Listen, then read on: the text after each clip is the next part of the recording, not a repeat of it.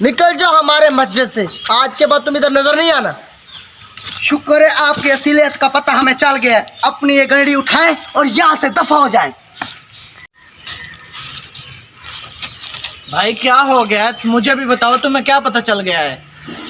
ज्यादा मासूम बनने की जरूरत नहीं है, तुम मुझसे बेहतर जानते हो। अपने कपड़े उठाएं और यहाँ से दफा हो जाएं। शुक्र है आपकी मासूमियत का हमें पता चल गया है।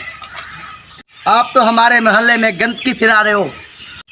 मेहरबानी फरमाएं, मुझे भी बताएं मैं कौन सी गंदगी फैला रहा हूँ। बच्चों को पढ़ाने के बहाने से मोहल्ले में आप नाजायज तल्लुकात बना रहे हो।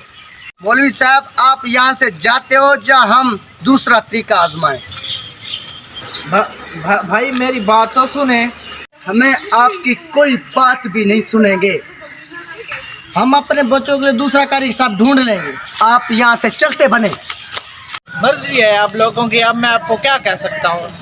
शुक्र है आपने कारी साहब की असलियत हमें बता दी, नहीं तो हमारे घरों में नए फितने पैदा कर देता ये।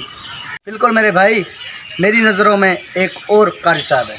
बच्चों की पढ़ाई के लिए उन्हें रख लेते हैं। फिर देर किस बात की, चलो उसके पास। ये आप क्या कह रहे हैं? आपके कारी साहब तो बहुत अच्छे इंसान हैं। आपके और आपके मोहल्ले के बच्चों को वो पढ़ा तो रहे हैं, फिर मेरी क्या ज़रूरत बनी आपको? हाँ, ऐसे मासूम बनने फिरते हैं, दाढ़ी रख कर यहाँ पे मोहल्लों में पता नहीं क्या क्या वो कर रहे हैं। भगा दिया हमने उसे। हमने अपने मोहल्ले से उसे हमेशा हमेशा के लिए निकाल दिया है। अब वो हमारे मोहल्ले में नज़र नहीं आएगा। लेकिन क्यों, क्या वजह है? आप उसे बुरा भला भी कह रहे हैं और उसे मोहल्ले से भी निकाल दिया, आखिर वजह क्या है? मुझे भी तो बताओ ना, क्या वजह है? आप उसकी हकीकत जानना चाहते हो तो फिर आप सुने।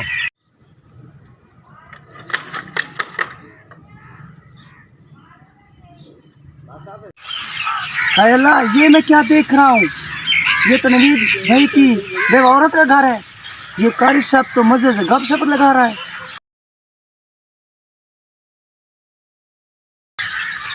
ये क्या मैं देख रहा हूँ? ये कारी साहब तो उसे सूट गिफ्ट कर रहा है। ये कारी साहब अपनी हद पार कर रहा है। इसे अब मैं इसके बारे में सोचता हूँ और इसको दिखाता हूँ। अब तो आपको पता चल गया ना? अरे बेवकूफ़ो, ये क्या कर दिया आपने? कारी साहब, आप हमें बेवकूफ़ कह रहे हैं। आपको उसकी वजह जानी है ना, तो फिर सुनो। चलो।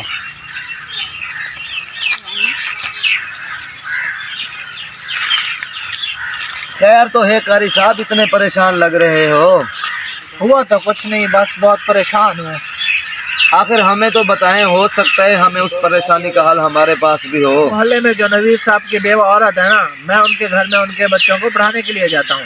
मैं देखता हूँ वो एक ही सूट पहने रहती है, उसको भी पेबंद लगे हुए होते हैं। मुझे अच्छा नहीं लगता कारी साहब, उसे देखकर मुझे शर्मिंदगी महसूस होती है। मैं चाहता हूँ मैं उससे कोई अच्छा सा सूट लेके दूँ, मेरे पास तो पैसे नहीं है। ये तो वाकई परेशानी की बात है। चलो, ये आप पैसे रख लें और थोड़े से आप भी मिला लें और उस बेवा को एक सूट लेकर दे दें। जी जी जी, मैं आपका शुक्रगुजार हूँ। कोई बात नहीं भाई। ठीक है भाई, अब मेरे पास पैसे जमा हो गए हैं। मैं ऐसा करता हूँ, उस बेवा को एक नया सूट लेकर देता हूँ। ये थी वजह। अब तो आपको पता चल गया ना, उस कारी साहब ने सही किया या गलत किया है। ओ यार, ये हमसे क्या हो गया यार? मैंने तो उसे सूट देते हुए देखा था ना। पिछली कहानी का तो मुझे पता भी ना था। ये मुझसे क्या हो गया यार? उन्होंने गलत किया।